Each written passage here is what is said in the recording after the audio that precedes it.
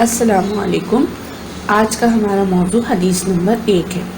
حدیث نمبر 1، افضل الاعمال لا الہ الا اللہ و افضل الدعاء الاستغفار۔ ترجمہ: سب سے زیادہ فضیلت والا عمل لا الہ الا اللہ اور بہترین دعا استغفار ہے۔ ہمارے پیارے نبی صلی اللہ علیہ وسلم نے اس حدیث کی روح سے، اس حدیث کی روشنی سے ہمیں سمجھانے کی کوشش کی ہے کہ سب سے فضیلت والا عمل آپ کی زندگی میں لا الہ الا اللہ ہے، اور بہترین دعا اگر آپ مانگنا چاہتے ہیں تو وہ ہے استغفار۔ اب اس کو مزید سمجھنے کی کوشش کرتے ہیں۔ اس حدیث کو ہمارے پیارے نبی نے 2 حصوں میں تقسیم کیا ہے۔ پہلا حصہ ہے افضل عمل لا الہ الا اللہ، یعنی سب سے فضیلت والا عمل ہے لا الہ الا اللہ، اور اس کا اقرار کرنا اور ساتھ ہی اس پر عمل کرنا سب سے افضلیت والا عمل ہے ہماری زندگی میں۔ جبکہ دوسرے حصے میں استغفار ہے۔ استغفار کے معنی ہیں دعا کرنا، اپنے گناہوں سے معافی طلب کرنا، اور اگر دیکھا جائے تو زندگی میں سب سے اہم دعا اللہ کی طرف سے یہ قرار دی گئی ہے کہ ہم اپنے گناہوں پر پشیمان ہوں اور معافی مانگے، استغفار کریں۔ پہلا حصہ، حدیث کے پہلے حصے میں ارشاد ہوا افضل الاعمال، یعنی کہ سب سے بہترین عمل لا الہ الا اللہ ہے۔ لا الہ الا اللہ کا مطلب کیا ہے؟ اللہ کے سوا کوئی عبادت کے لائق نہیں، کسی کو بھی اس کے شریک نہ ٹھہرایا جائے۔ اللہ پاک کے کلمے میں یہ واضح طور پر ہم اس بات پر ایمان لاتے ہیں کہ ہم اللہ کے سوا کسی پر بھی ایمان نہیں لاتے، اور اللہ کے ساتھ ہم کسی کو بھی شریک نہیں کرتے۔ اس بات کا اقرار کرتے ہیں اور ساتھ ہی اس بات پر عمل کرتے ہیں۔ افضل الاعمال لا الہ الا اللہ، لا الہ الا اللہ میں لفظ اللہ ہے۔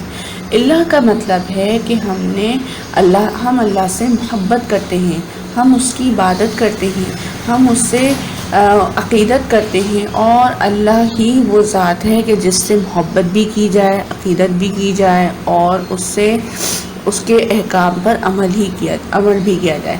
ساتھ ہی بے شک اللہ پاک نے ہمیں پیدا کیا، ہمیں بصیرت دی، ہمیں سننے کے لیے سماعت دی، ہمارے لیے ہر وہ نعمت عطا کی جس کی ہمیں اس دنیا میں ضرورت پیش آتی ہے۔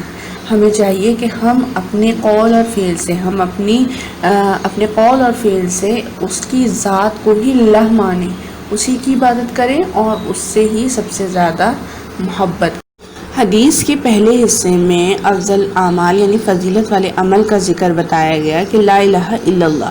اب ہم حدیث کے دوسرے حصے کی طرف بڑھتے ہیں۔ دوسرے حصے میں ارشاد ہے افضل الدعاء استغفار، یعنی بہترین دعا اللہ کے نزدیک اپنے گناہوں، نافرمانیوں، خطاؤں اور غلطیوں پر پشیمان ہونا ہے اور اس سے معافی مانگنا ہے۔ انسان بعض اوقات دنیا کی رنگینیوں میں اتنا گم ہو جاتا ہے کہ اپنے خالق و مالک جس نے اسے پیدا کیا ہے اس کی رضا کو بھول جاتا ہے، اس کے احکام کو بھول جاتا ہے، اور اس کی رضا کے خلاف ایسی غلطی کا ارتکاب کر بیٹھتا ہے جو اس کے نزدیک گناہ ہے۔ اللہ کو اللہ ماننے کا یعنی اللہ سے محبت کرنے کا تقاضا یہ بھی ہے کہ انسان اپنی غلطیوں پر پشیمان ہو، گناہوں پر نادم ہو، شرمندہ ہو، اور اللہ تعالیٰ سے معافی مانگ لے، کیونکہ آخری نجات یعنی آخرت میں نجات کا ذریعہ استغفار ہوگا، اپنے گناہوں سے معافی مانگنا ہوگا، اور اس وقت تک یہ ممکن نہیں ہوگا اگر ہم یہ عمل نہ کریں تو ممکن نہ ہوگا کہ اللہ تعالیٰ ہماری غلطیوں کو نظر انداز کر دے، معاف کر دے۔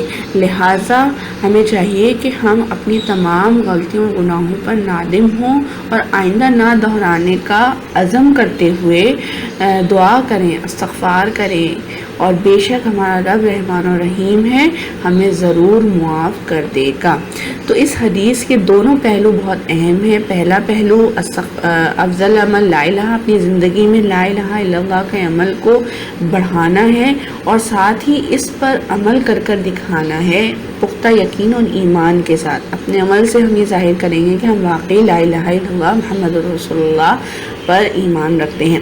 ساتھ ہی بہترین دعا استغفار، یعنی اب ہم انسان خطا کا پتلا ہے، اگر مسلسل ہم سے غلطیاں ہو رہی ہیں وہ اللہ کی رضا کے خلاف ہے، تو ہمیں چاہیے کہ ہم اس سے معافی مانگتے رہیں، معافی طلب کرتے رہیں، اور آئندہ اس غلطی کا ارتکاب کرنے سے پرہیز کریں۔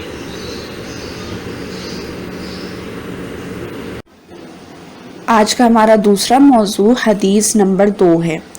حدیث نمبر 2، طلب العلم فریضۃ علی کل مسلم۔ اب اگر ہم اس کو حروف کے معنوں کی طرح سمجھنے کی کوشش کریں تو طلب العلم کا مطلب ہے علم کی طلب، فریضۃ فرض ہے، علی پر، کل مسلم ہر مسلمان، اور اس کو بامحاورہ سمجھنے کی کوشش کریں تو علم کی طلب ہر مسلمان مرد اور عورت پر فرض ہے۔ اب اس کا مفہوم سمجھنے کی کوشش کرتے ہیں۔ سب سے پہلے تو ہمیں علم کے معنی پتہ ہونے چاہیے۔ علم کے معنی ہے جاننا، کھوجنا، تلاش کرنا، پہچان کرنا۔ اب جب ہم علم حاصل کرنے کا سوچتے ہیں تو انسان کے اندر بنیادی فطری عمل ہے کہ وہ اپنی ذات کے متعلق سب کچھ جاننا چاہتا ہے اور کائنات میں ہونے والی ہر اچھی بری بڑی چھوٹی چیزوں کے متعلق معلومات حاصل کرنا چاہتا ہے، کھوجتا ہے، تلاش کرتا ہے۔ اسی فطرت کو مد نظر رکھتے ہوئے، انسانی فطرت کو مد نظر رکھتے ہوئے ہمارے پیارے نبی صلی اللہ علیہ وسلم نے اس حدیث کو بیان فرمایا کہ علم حاصل کرنا ہر مسلمان مرد اور عورت پر لازمی قرار دیا گیا ہے۔ اور ساتھ ہی ایک حدیث اور میں یہاں کوٹ کرتی ہوں کہ نبی اکرم صلی اللہ علیہ وسلم نے علم کی اہمیت پر اتنا زور دیا تھا اور فرمایا تھا کہ اگر علم حاصل کرنے کے لیے چین بھی جانا پڑے تو جانا، یعنی علم کی اہمیت بتائی گئی۔ ہمارے لیے آج کل کے دور میں چین تک جانا بہت آسان ہے، لیکن جس وقت نبی اکرم صلی اللہ علیہ وسلم نے اس حدیث کو بیان کیا تھا اس دور میں دوسرے ملک، دوسرے شہر تک سفر کرنا بہت مشکل اور محال ہوتا تھا، پیدل ہوا کرتا تھا، پھر اور دیگر وسائل آہستہ آہستہ آتے رہے، پھر سفر کا آغاز کرنا ہوتا تھا اور پھر آہستہ آہستہ سفر آسان ہوا ہے۔ تو اس وقت چین سب سے زیادہ دور تھا اور وہاں تک پہنچنا بھی بہت مشکل تھا۔ تو علم کی اہمیت واضح کرتے ہوئے نبی نے یہاں پر خاص ملک کا ذکر کیا ہے، اسی لیے تاکہ ہم علم کی اہمیت کو سمجھیں۔ ساتھ ہی ایک اور بات جو یہاں پہ میں سمجھتی ہوں کہ بتانا ضروری ہے وہ یہ ہے کہ مسلمان مرد عورت، خاص طبقہ نہیں بتایا، خاص مردوں پر ہی قید نہیں ہے کہ صرف مرد ہی علم حاصل کریں گے، بلکہ عورتیں بھی بالکل مردوں کی شانہ بشانہ علم حاصل کریں اور برابری سے علم حاصل کریں، دونوں پر لازمی قرار دیا گیا ہے۔ اس حدیث کا دوسرا حصہ جو علم حاصل کرنے کے متعلق ہے کہ مرد اور عورت پر لازمی قرار دیا گیا ہے کہ وہ علم حاصل کرے، اس کا مقصد یہ نہیں ہے کہ علم کا حصول صرف مردوں تک ہی محدود ہے، بلکہ خواتین کے لیے بھی برابری کا سلوک کیا گیا ہے کہ وہ مرد اور عورت دونوں مل کر دونوں برابری کے ساتھ علم حاصل کر سکتے ہیں، اور دونوں کے لیے حدود بھی برابر ہے، اور دونوں کے لیے علم کی اہمیت بھی برابر ہے، علم حاصل کرنے کی ضرورت بھی دونوں کے لیے برابر ہے۔ اور مزید میں یہ بھی سمجھانا چاہوں گی کہ انسان علم حاصل کیے بغیر کبھی بھی اپنے مقام کو نہیں سمجھ سکتا، اپنی اہمیت کو نہیں سمجھ سکتا، اور نہ ہی اس خالق حقیقی کو سمجھ سکتا ہے جس نے اسے پیدا کیا ہے، جس نے ہدایات دی، انسان کو زندگی گزارنے کے لیے فرائض سکھائے، زندگی گزارنے کے لیے باتیں سمجھائیں، ان تمام کے متعلق انسان علم حاصل کیے بغیر نہیں پہنچ سکتا۔ علم کی جستجو پر گامزن ہونا انسان کے لیے بہت ضروری اور لازمی ہے۔ دوسرا علم حاصل کرنے کا فائدہ یہ بھی ہے کہ جب قیامت کے دن اللہ تعالیٰ عدالت لگائے گا اور اس میں اپنے فرائض و ذمہ داریوں کے متعلق پوچھے گا تو ہمارے پاس جواب دینا اس وقت آسان نہیں ہوگا اگر ہم علم سے لا تعلق ہوں گے، اگر ہم علم کے متعلق کچھ نہ جانتے ہوں گے، ہم نے علم حاصل نہ کیا ہوگا، ہم نے نہیں سمجھا ہوگا کہ ہمارے خالق نے دنیا میں کس عمل کے لیے ہمیں بھیجا تھا، تو اور نیکی اور گناہ کا فرق بھی نہیں پتا ہوگا، اچھائی و برائی کا علم بھی نہیں ہوگا، تو ہمارے لیے قیامت کے دن اس عدالت کا سامنا کرنا، اس خالق حقیقی کا سامنا کرنا بہت مشکل ہو جائے گا۔ علم حاصل کرنے کا فائدہ یہ بھی ہے کہ ہم قیامت میں بھی سرخرو رہیں گے اور دنیا میں بھی کامیاب ہو سکتے ہیں، کیونکہ دنیا میں جتنی بھی قومیں ترقی کرتی ہیں وہ علم ہی کی بدولت کرتی ہیں، اور ساتھ ہی علم ہی کی بدولت ایک انسان کو افضلیت کا درجہ ملا۔ حضرت آدم علیہ السلام کو علم ہی کی بنیاد پر تمام مخلوقات پر افضلیت حاصل ہوئی، تو یہ علم ہی وہی ہے جس کی بنیاد پر انسان جانا پہچانا جاتا ہے، اس کی شخصیت ابھرتی ہے اور اس کو دین اور دنیا دونوں کی سمجھ آتی ہے، دنیا بھی بہتر ہوتی ہے اور آخرت میں بھی وہ سرخرو ہو جاتا ہے۔ اب ہم حدیث نمبر 3 پڑھیں گے۔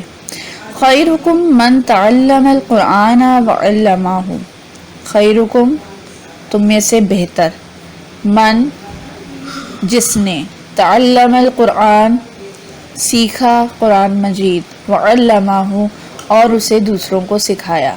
با محاورہ ترجمہ، تم میں سے بہتر وہ ہے جس نے قرآن سیکھا اور اسے دوسروں کو سکھایا۔ اب اس میں جو اس ترجمے کا مفہوم سمجھ میں آ رہا ہے وہ یہ ہے کہ اس میں قرآن کو سیکھنے اور اسے دوسروں کو سکھانے کی بات کی ترغیب دلائی گئی ہے۔ ہمارے نبی صلی اللہ علیہ وسلم نے ایک تو قرآن کریم کو بہت اہمیت کا حامل کلام سمجھا اور اسی کو دوسروں تک پہنچانے کی ترغیب دلائی ہے، اور فرماتے ہیں کہ قرآن حکیم کلام الہی ہے۔ قرآن حکیم جو ہے اللہ تعالیٰ کا کلام ہے اور اس کا موضوع انسان ہے۔ اس کتاب میں صرف نماز، روزہ، زکوٰۃ، حج کے متعلق معلومات فراہم نہیں کی گئی، بلکہ انسانی زندگی کے ہر پہلو کو سمجھایا گیا ہے، مثلا وہ دنیاوی ہو، اخروی ہو، معاشرتی ہو، سائنسی ہو، سیاسی ہو، ہر قسم کے پہلو کے متعلق رہنمائی قرآن میں دی گئی ہے۔ ہم آخرت میں اس وقت تک کامیاب نہیں ہو سکتے جب تک ہم دنیاوی زندگی کو قرآنی تعلیمات کے مطابق نہ ڈھال لیں۔ ظاہر ہے اب ہم نے زندگی گزارنی ہے اور زندگی گزارنے کا سلیقہ ہمیں قرآن سے ملے گا، قرآن سکھائے گا ہمیں کہ زندگی کیسے گزارنی ہے۔ چونکہ میں بتا چکی ہوں کہ قرآن میں صرف نماز، روزہ، زکوٰۃ کے متعلق معلومات نہیں ہے، بلکہ انسان کے تمام پہلوؤں کے متعلق رہنمائی موجود ہے۔ اس کی زندگی میں جتنے لمحات آتے ہیں، جتنی مشکلات آتی ہیں، اس سے تمام کی تمام کے متعلق معلومات موجود ہے۔ اگر ہم اس پر عمل پیرا ہوں گے، اسے پڑھیں گے، اسے سمجھنے کی کوشش کریں گے، تو ہماری دنیاوی زندگی بھی قرآنی تعلیمات کے سانچے میں ڈھل جائے گی اور ہماری زندگی آسان ہو جائے گی۔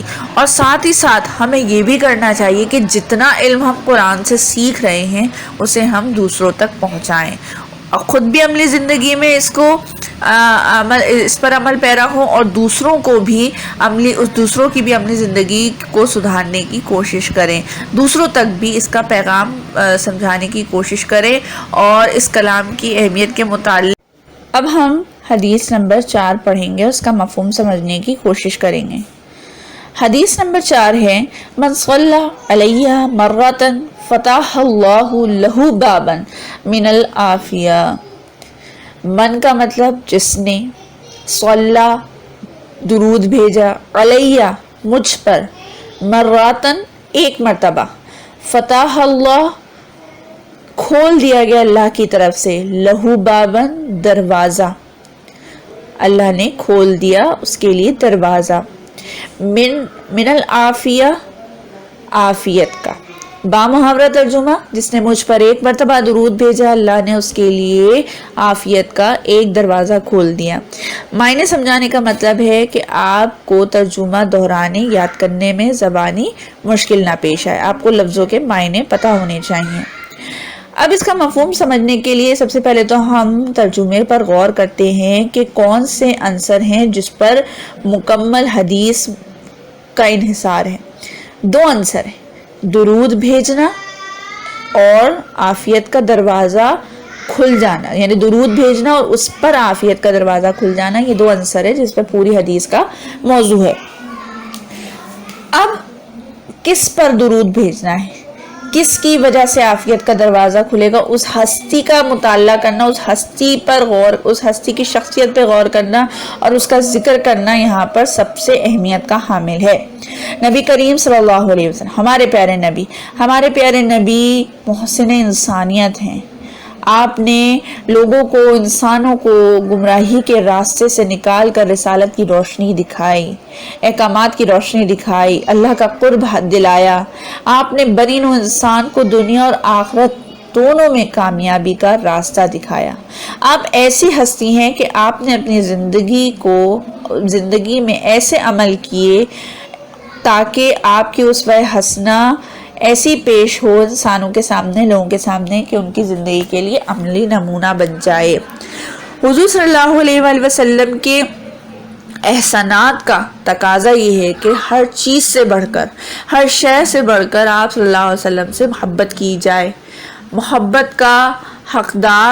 محبت کے حقدار اللہ اور اس کے رسول سے پہلے کوئی نہیں، جس کی عملی شکل یہ ہے کہ ہم عمل کر کے کیسے دکھا سکتے ہیں کہ ہم آپ صلی اللہ علیہ وسلم کی تعلیمات پر عمل کریں۔ یہی محبت کا تقاضا ہے۔ اور محبت و عقیدت کا اظہار کیسے کریں؟ محبت و عقیدت کا اظہار کے طور پہ ہمیں آپ صلی اللہ علیہ وسلم پر درود و سلام بھیجنا چاہیے۔ جب موقع ملے ہمیں درود و سلام بھیجنا چاہیے، کیونکہ ان کی محبت کا کوئی وقت طے نہیں ہے، ان سے محبت کرنے کا کوئی وقت طے نہیں ہے۔ آپ ہر لمحہ ان پر درود و سلام بھیج سکتے ہیں۔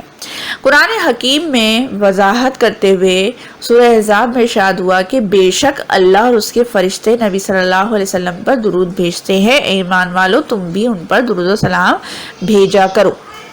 یعنی کہ اللہ اور اس کے رسول، اللہ اور اس کے فرشتے، یعنی اللہ تعالیٰ اپنے متعلق تلقین پیش کر رہا ہے، اس کی طرف سے یہ حکم ہے کہ میں اور میرے فرشتے بھی درود بھیجتے ہیں، ایمان والے بھی درود و سلام بھیجا کریں۔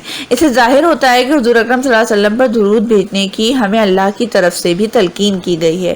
درود بھیجنے کا صلہ نبی صلی اللہ علیہ وسلم نے خود اس حدیث میں ارشاد فرمایا ہے کہ مجھ پر ایک مرتبہ درود بھیجنے کے بدلے میں اللہ تعالیٰ اس شخص کے لیے عافیت کا ایک دروازہ اور کھول دیتا ہے، بے شمار نعمتیں اور رحمتیں نازل فرماتا ہے۔